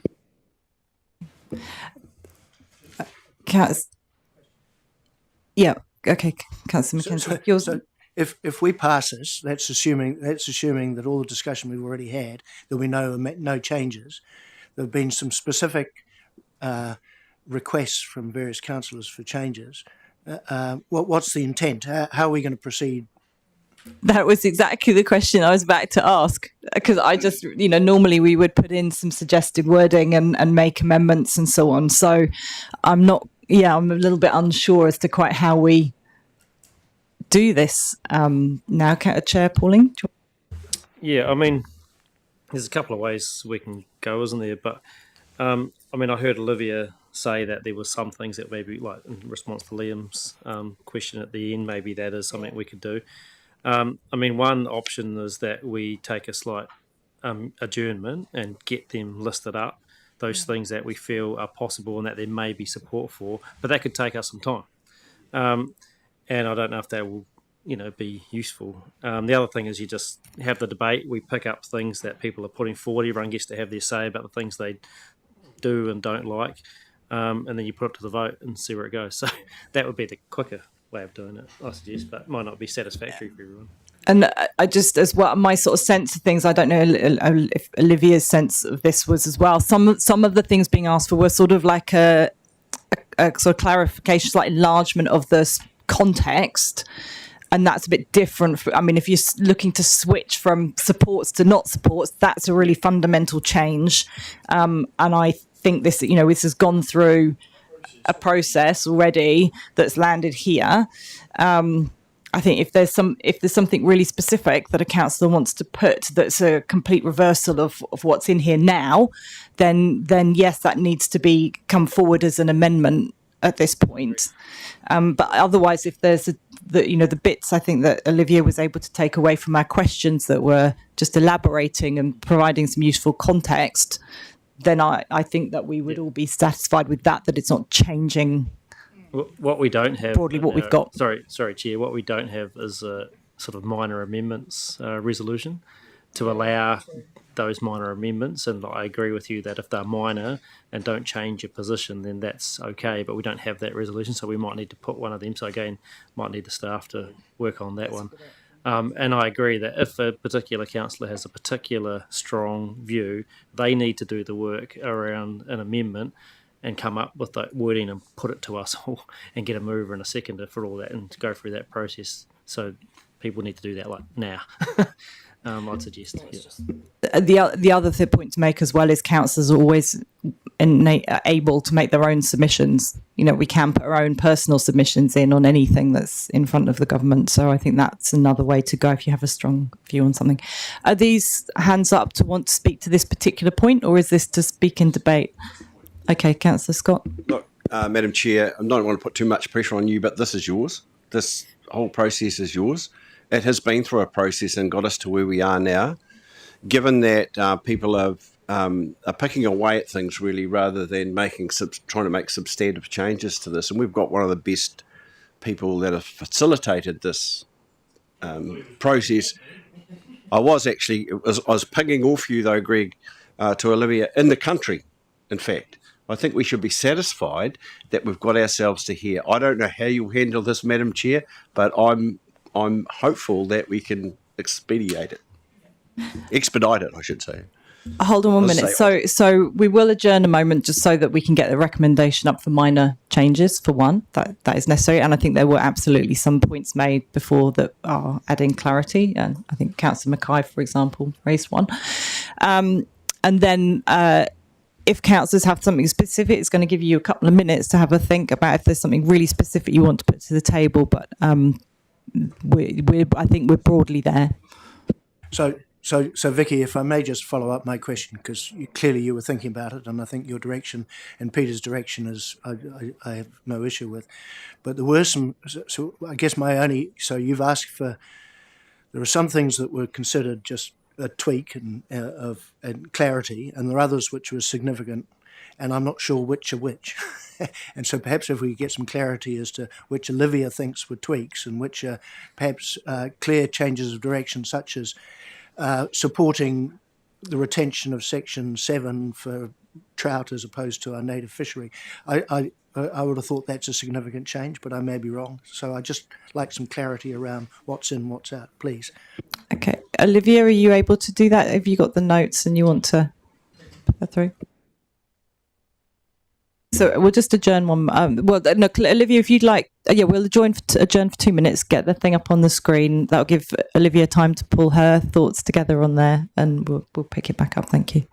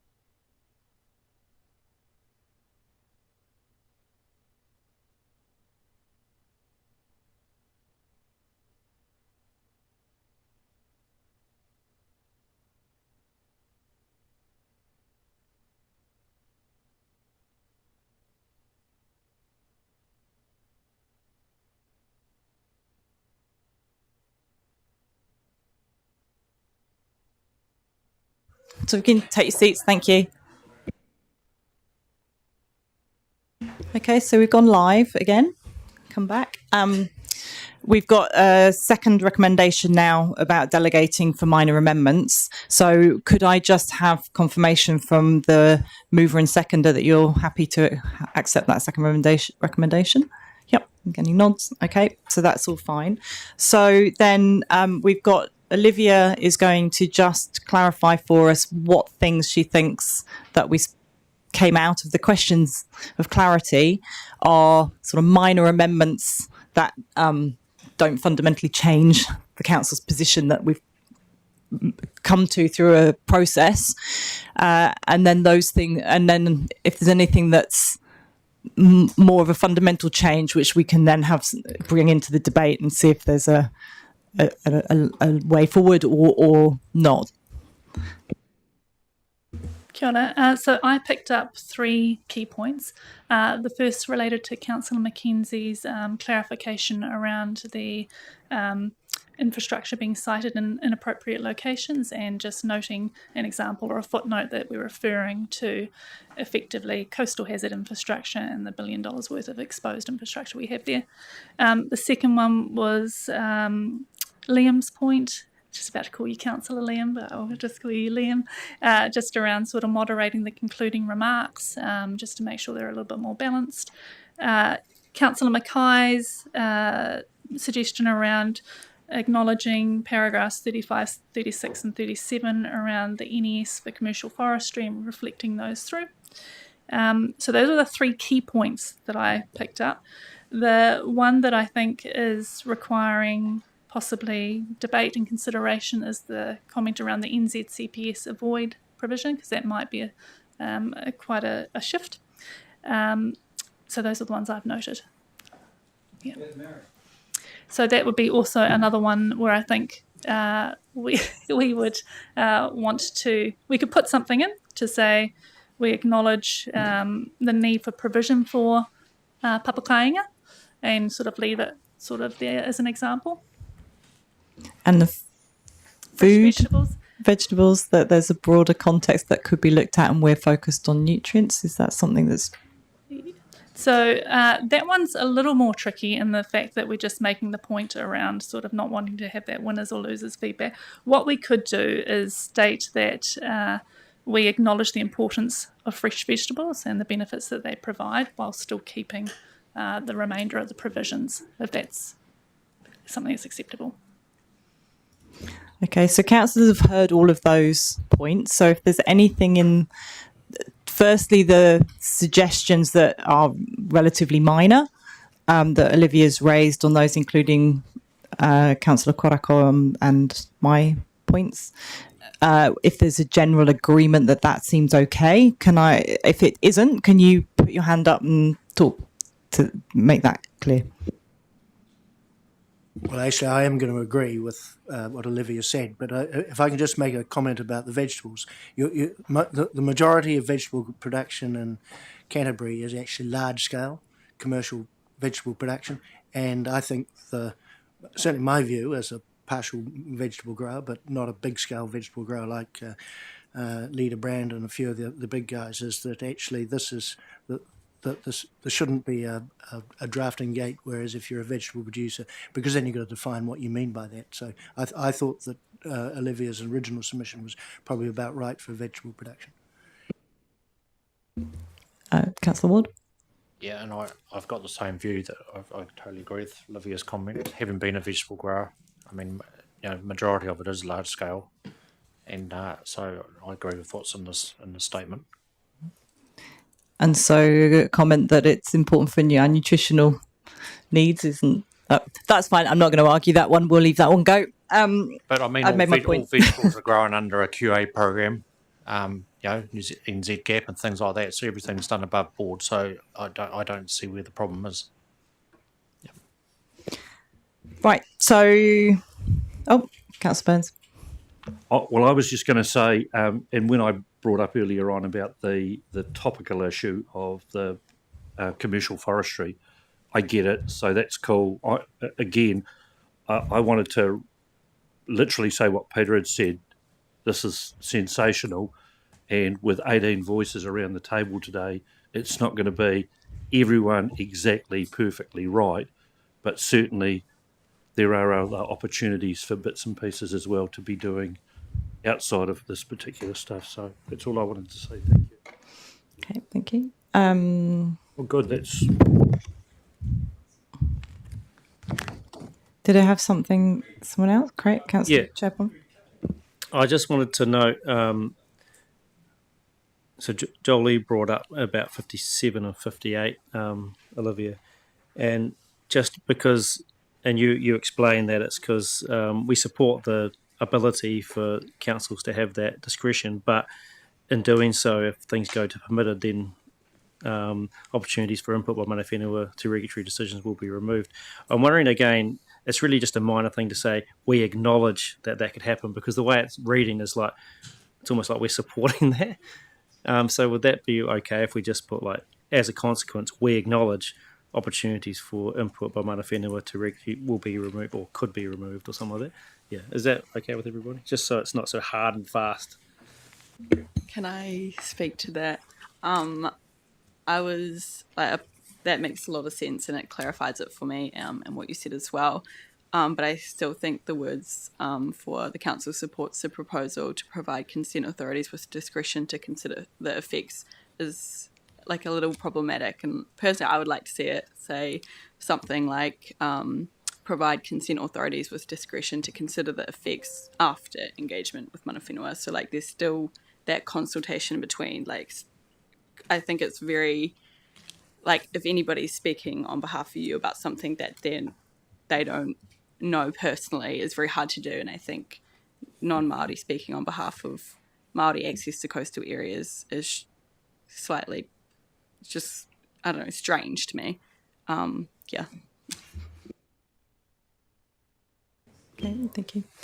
Okay, so I think we've pretty much satisfied with where those things are all at, which just leaves Councillor Robinson, you're looking at the coast, around the coastal and the avoid and a support bill, or strongly support. So do you want to speak to that? Actually, after having a good chat with Olivia about it and teasing it out a bit more with the intent behind it, I'm actually comfortable now. Like, honestly, the comments in the background, I don't need that. So the avoid situation is still in place. So until the time comes where that changes, then I'm happy with it. Thank you, Olivia, for your feedback. Okay, lovely. Thank you. So I had a list of people who wanted to speak to this submission. I am conscious of the time. So I think if maybe just think about trying to keep any point you want to make about this short. Olivia, would you like to leave the table? Because we'll go into like more formal debate now. But I'm keen to also move on whilst recognising it is obviously an important submission, but we have had a lot of time to talk about it now. So I've got Councillor Robinson, Councillor Swiggs, Jolie, Councillor Mackenzie, Councillor Burns, Councillor Edge, Councillor Sunkel, and Chair Pauling, and Councillor Korako. Okay, so maybe those who this is unusual, but those who I've just named but who don't want to speak anymore, put your hand up. So Sunkel, hang on, Mackenzie. Oh, where did he go there? Peg, Burns, Greg. I've got it in reverse now, actually. Okay, and you can obviously tell me to pause if to park. So, Councillor Robinson, you wanted to speak to this? No? Okay, let's take that one off. So, Councillor Swiggs? Briefly, just thank you, staff. This has been quite an in-depth process, and I'm quite comfortable how we've gone through it.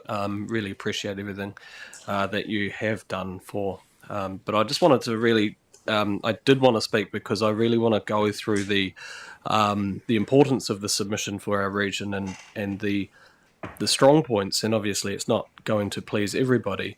But I really wanted to touch on the quarrying activities and also that wildfire risk for commercial forestry. the submission is, the generic definition, infrastructure supporting activities. While it avoids mandating quarrying, it does not it's almost implying that it's going to inadvertently enable it. I do have some concern about that. And unfortunately, we can't go much further than what we've gone, but I really am worried about, without the adequate protections for reverse sensitivities, especially through an RPS, which we tried to have a 500 metre setback, we will see perverse outcomes for communities around health risks, because there is no NES for AQ. There is no updated health guidance from the Ministry of Health in this space. We are sort of pushing a boundary here where we are going to see unintended consequences for health if these go the way they're going. Around the wildfire risk for commercial property, it was raised again. I really want us to connect further into trying to understand how we can look at natural hazards and hazard risk around activities for land use, and better integration with land use planning for the district councils. Again, an RPS could have helped that, and we did put provisions in the draft one, but we can't do that now till 2027 by the sounds of it. And hopefully we can think about that in the spatial planning. But if the way that I'm reading it, we might not even have that opportunity, because it's taking a lot away from that. So I'm pleased to see that our submission has really captured that. And the other one that I really wanted to was quite pleased to see was the freshwater management and the leadership roles that you have mentioned in there. Yes, there's a lot of different opinions on how it's done and the outcomes, but where there is a significant amount of investment in Canterbury for these activities, and we must make sure that it's done right and done well. And the NOFs, I think, are a good direction to head back to. I think they give clarity for a lot of people, and the submission is highlighting those unintended consequences that could come, which are important to highlight, because economic activity, unintended consequences, they do need to marry up. But overall, I think it was a really good submission, and it's setting our position quite well. So thank you. Okay. Councillor Edge, and just bearing in mind we're supposed to be finishing at 12:30, and we've got the biodiversity strategy revitalisation to come still. So, but yeah, Councillor Edge. As mover, I'm also keen to make some comments. So I'll be as fast as I can and go through these things, because I was hoping for a bit more time. Firstly, just to thank Olivia and the staff for a really good document. They've picked up I provided some really good feedback, I think, and most of the comments that I made have been incorporated in this final document here. Key issues, page 137, clause 13. The purpose of this submission is pretty clear. It's trying to find a pathway to better resource management, and we mention in paragraph 13 that a broader range of tools as something that we need to look at, and it mentions non-regulatory tools, catchment-based approaches, alongside rules, of course, and consents to deliver faster outcomes. And I'm particularly encouraged by the government's expert advisory panel report in Chapter 9, where they talk about spatial planning. Because we know, for example, in the urban development case, the Greater Christchurch Spatial Plan has been a really great success. And in my view, the draft regional policy statement is a spatial plan concept at a regional scale. The discussion document from the advisory group talks about, you can have a range of scales for spatial planning, and the ability within that to have bespoke land and resource management directions and substantial proportion of non-statutory solutions at a subcatchment by subcatchment level. And this submission talks about spatial planning in a number of cases. And by doing that, it means that people are taking ownership in their local environment, managing it and achieving a sense of place with some deliberate outcomes. So that's one thing. And I think one of the key things is that exploring opportunities, and that was mentioned in 13E, about bipartisan agreements on proposals going forward, so that every time a government comes in, we are not flip-flopping from like one extreme to the other. It's costly for us, and it's also creates uncertainty, and I think Kiwis are sick of it. Another one, another one that I'll just quickly go into. In terms of funding, infrastructure and development, the case for co-investment, central government, local government, those sort of things, and that's really, really important going forward. Paragraph 28, just quickly on that one. Again, the idea then, you can have spatial planning designed at a different scales, national, regional, local, and that's all about funding and what's the most appropriate part of that. Primary sector, I'll just quickly go to that. In terms of the page 146,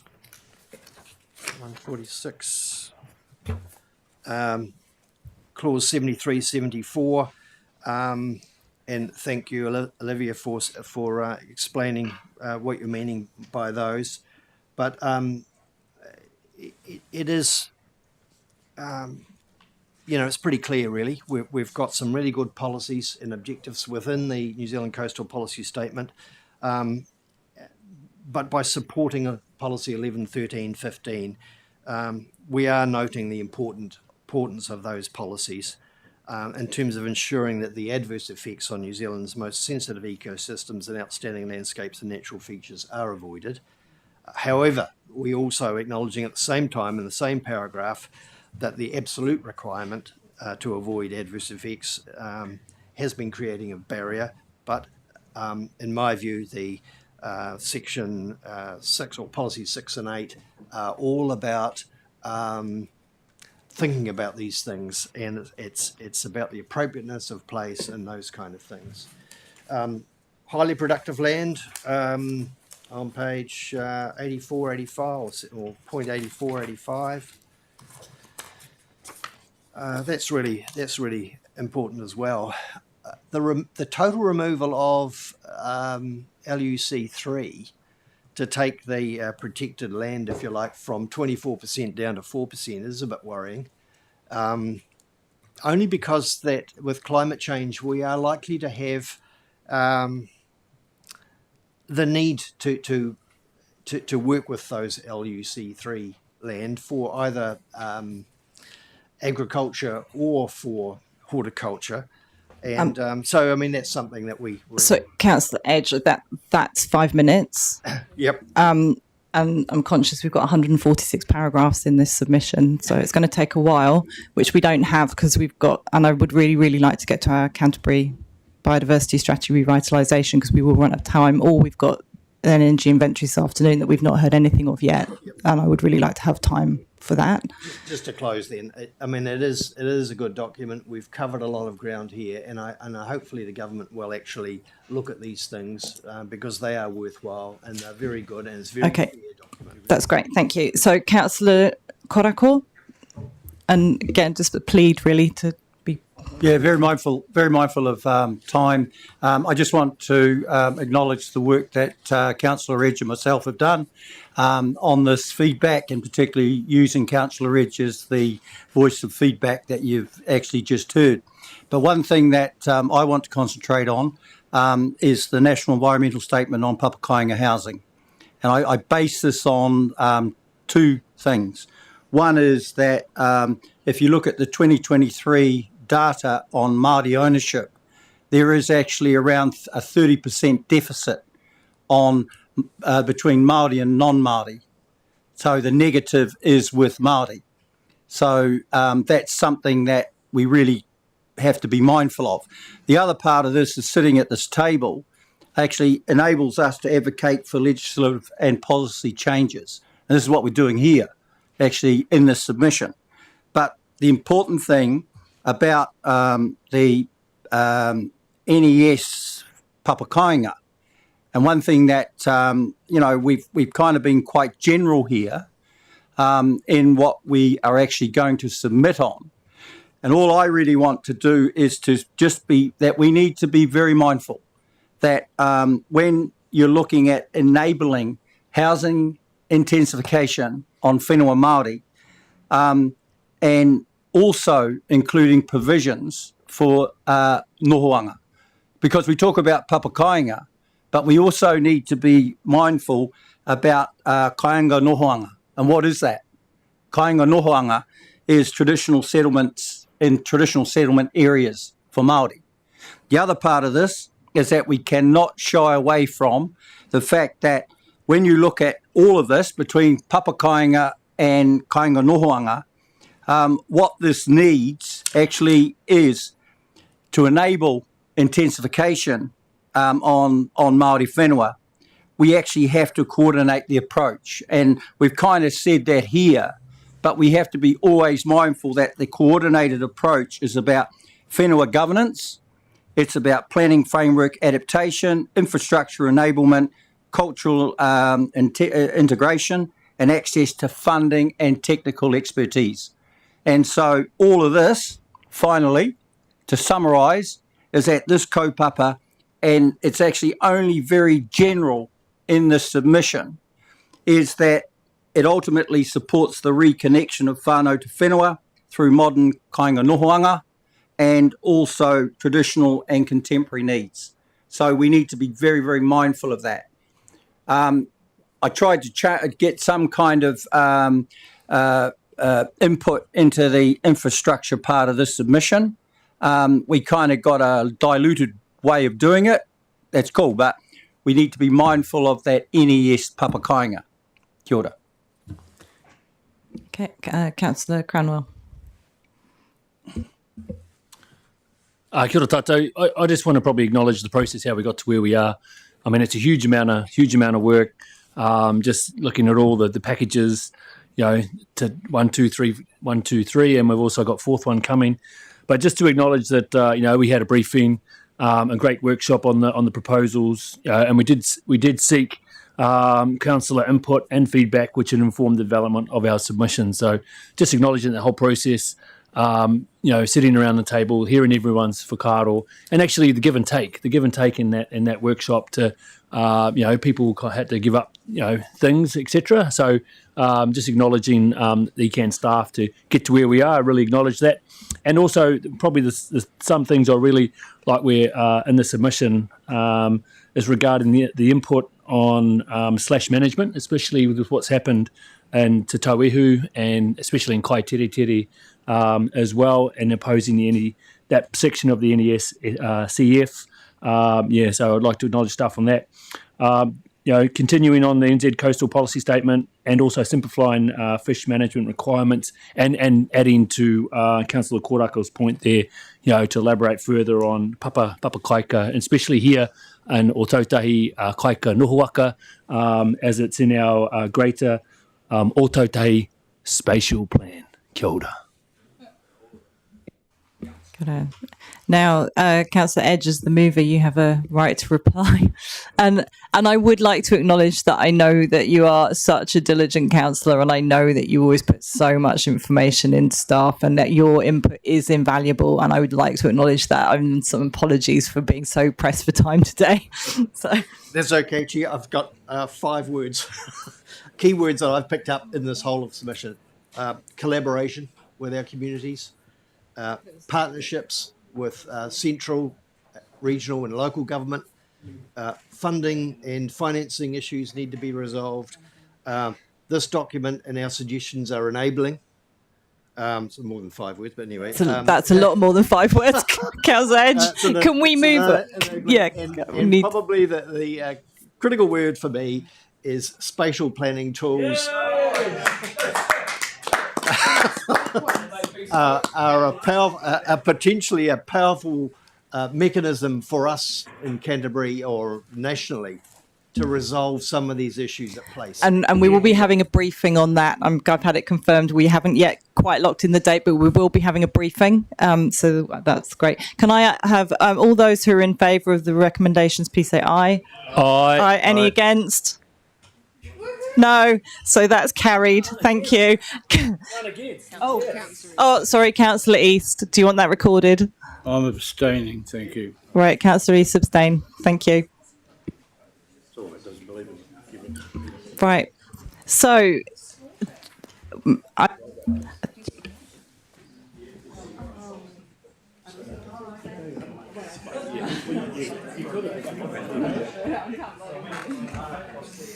You could vote. yeah. Right, we're just going to get.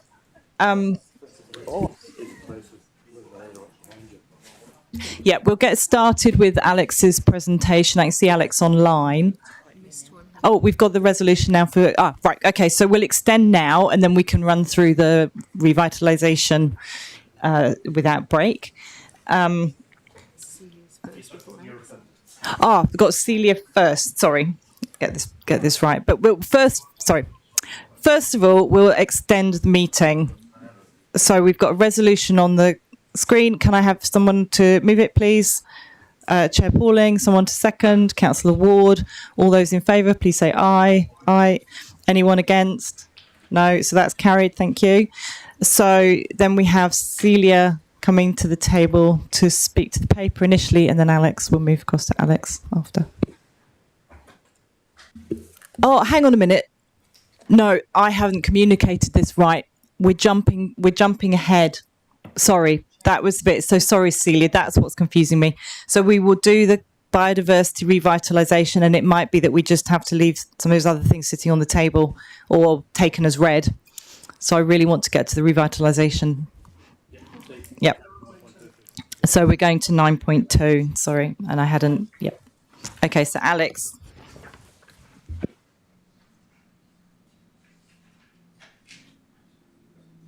The order, councillors, can I just check that you can all hear me? Yeah, we can hear you. Wonderful. I'm mindful of your time also, so I will introduce this briefly and then rapidly hand over to questions. So this is the most recent of a series of ongoing updates to this committee in relation to the revitalisation of the Canterbury Biodiversity Strategy. The key message from me probably is that we remain on track to put a revitalised strategy in front of the Strategy and Policy Committee to recommend to Council in September. We have had 2 of our 3 scheduled collaborative workshops, with all of the information generated from those workshops going into our revitalisation process, and we're in a sort of active phase of policy development at the moment. We have our final workshop scheduled at Environment Canterbury for our collaborative group on the 7th of August, where we will be looking to refine and confirm a lot of the input that we've received from that group. And then a follow-up after that workshop will be a workshop that I've got scheduled with councillors on August the 14th, where you'll have a bigger opportunity yourselves to look at some of the content and process that you've probably only a couple of you have had to date. I'd also note the successful ongoing mana whenua process that we've got sort of running alongside our broader stakeholder engagement process. There's an ongoing mana whenua advisory group that continue to meet and provide really robust strategy input to us. Their focus has been on a couple of specific components of the strategy at the moment, with the intent that they will move towards providing broader feedback to the body of the strategy that's under development. The only last thing I would like to just draw your attention to is throughout the process of this work and through some of the meetings that we've had with councillors in and around the formal stakeholder sessions, is how we seek to include broader community input and feedback into the process. So there's some commentary in the paper about that, but since I've written this paper, I have some small updates. I don't think that I can commit to you to get a paper in front of you in September while also running a full hearing style process. But I've been looking at alternate ways to manage this. So I'm progressing with some focus group work, and I will be reaching out to some of the councillors to provide some to help me provide some parameters around who and how we can set up those focus groups, so that we can tick the box of broader community involvement that I think you're quite interested in seeing. So I guess watch this space for some communication to some councillors to help with that. So with that, I'll hit pause on my introduction and throw it open to the floor for any questions if there are any.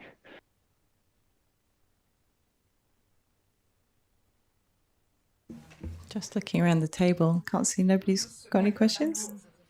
Sounds good.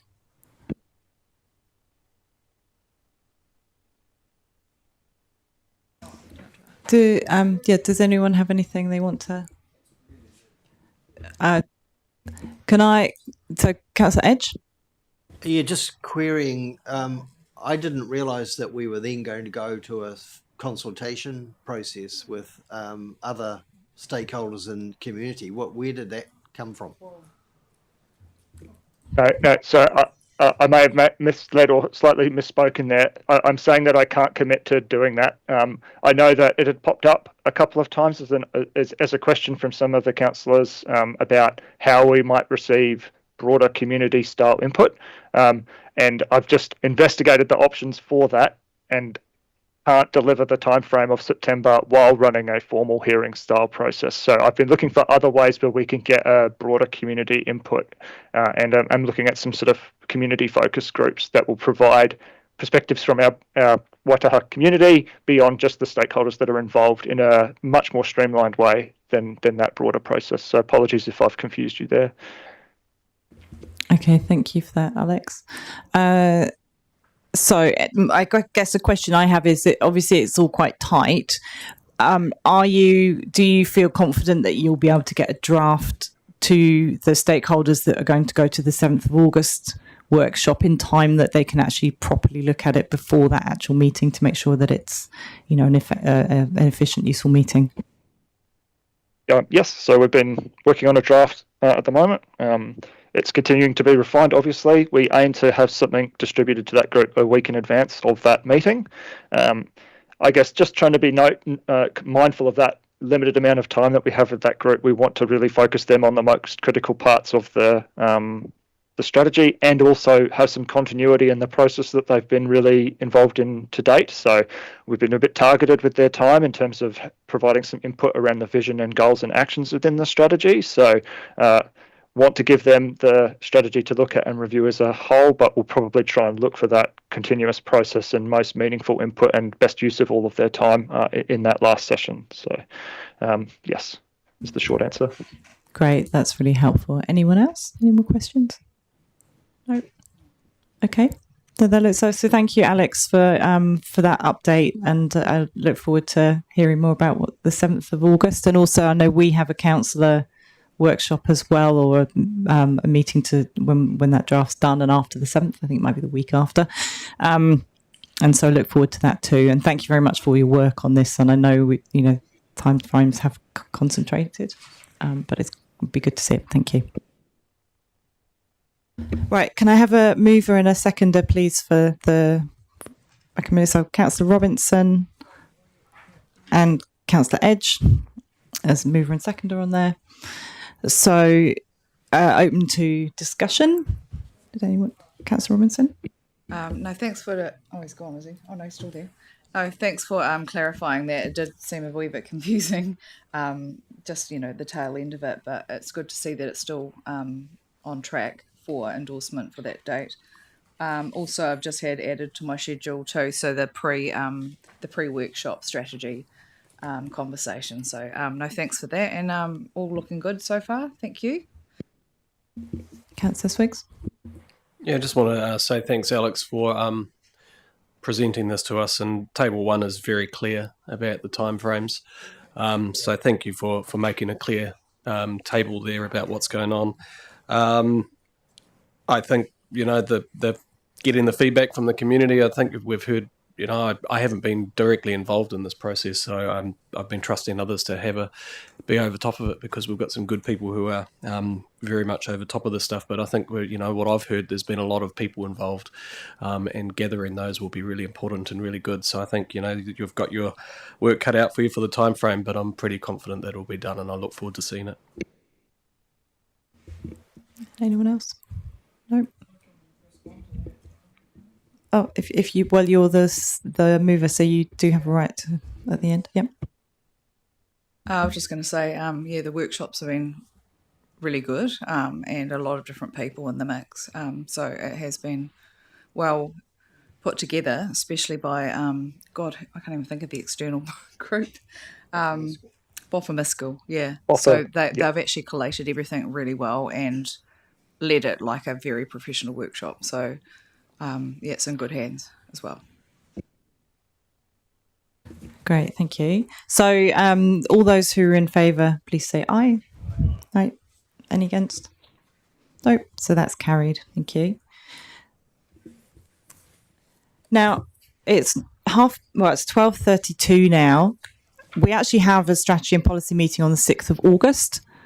At a run through this morning, I don't recall anyone asking any specific questions on either the central government update or on the strategy and policy resolution status report. And so I propose that Councillor Mackenzie? I've got no question, but I have got a comment I'd like to make about on 9.12. Could it wait until the 6th of August? We'll save, so if we can bundle the paper up from today into the 6th of August, and the resolutions I'm sure will still be in progress, so we'll get an update on the dust and so on, and we'll do that on the 6th when we've got a much longer time slot for this particular meeting. Opposition. So it's just regarding the 9.3 that I alluded to this morning on the resolutions, the wording of or. So we'll be talking about that tomorrow, I believe, but I just wanted to bring it into the agenda now. So do I need to bring that paper and do it now, or can it wait until the 6th of August? It can wait, but I just wanted to bring the point of the or wording. Right, because it's... Okay, it's in the agenda today. So in the briefing tomorrow, you can refer to this agenda and just talk to it then, and it's in the public. So I think that means we can leave these to come back on the 6th of August. That's right, yeah. Yeah, and that doesn't have any material impact on what you're... Yep, cool, lovely. Okay, so the team to my right will tell me what to do to park this stuff and go to lunch.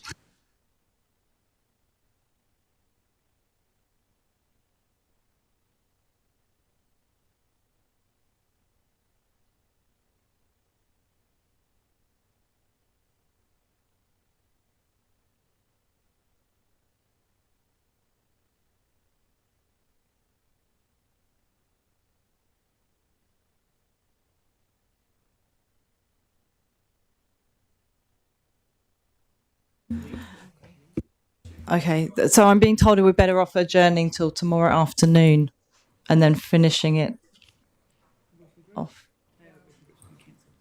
Oh, there's been something cancelled tomorrow. Hang on a minute. I'm going to adjourn for a moment and we'll sort this out, and then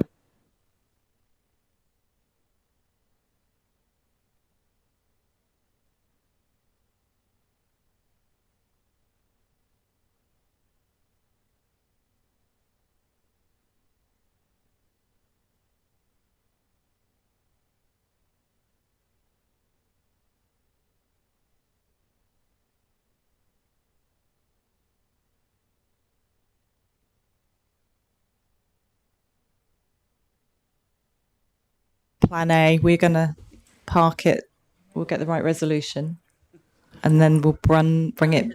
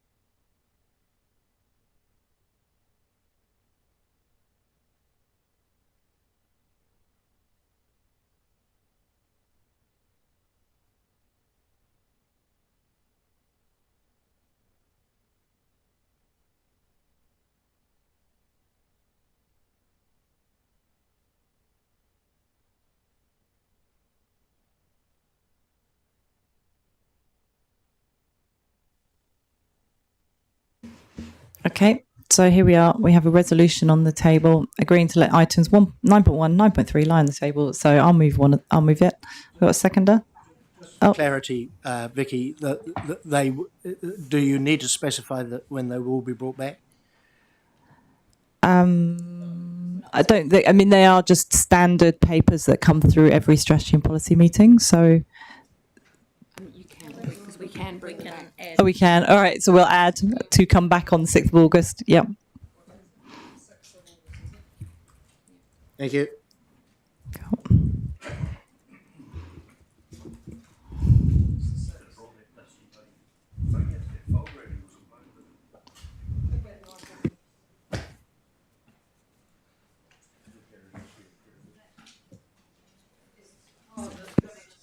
Yeah, 9.1 is all of the little ones. Can we please get this done? Can I have a seconder, please? Councillor Swiggs.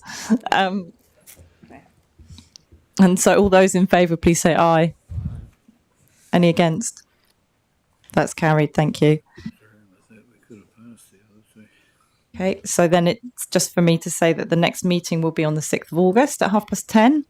And we'll do a Karakia at the end of the day, I would think, after the briefing. We've got meetings with externals and the like later on this afternoon. So we'll close with Karakia at the very end of all of those. So that's our meeting closed.